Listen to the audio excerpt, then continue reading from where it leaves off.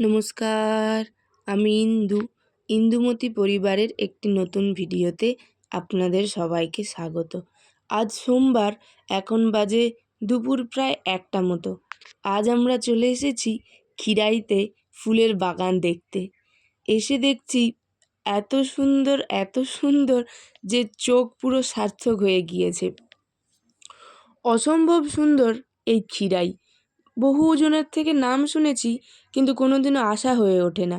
তাই আজ সময় করে চলেই এসেছি এই ফুলের বাগান দেখতে। বিভিন্ন ধরনের ফুল, সাথে সবজিও রয়েছে।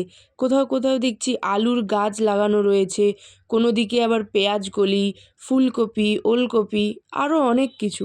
আর সাথে ওই রেল লাইন থেকে ট্রেন যাওয়া আর সঙ্গে ফুল গাছগুলো দেখা, দৃশ্যটা এত সুন্দর লাগছিল যে কি আর বলবো।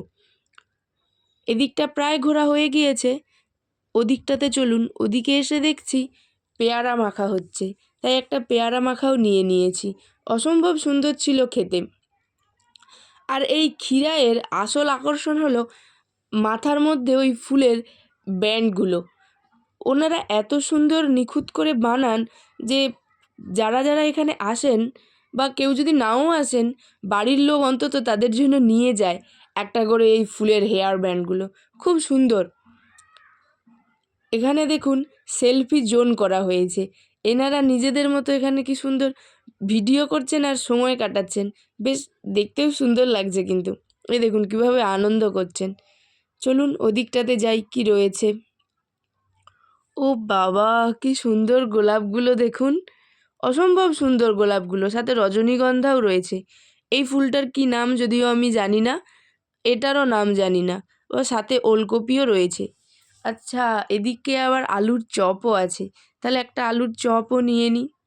আর আপনারাও ভিডিওটা দেখতে থাকুন। চপটা নিয়ে আমি এবার বাড়ির উদ্দেশ্যে রওনা দিই।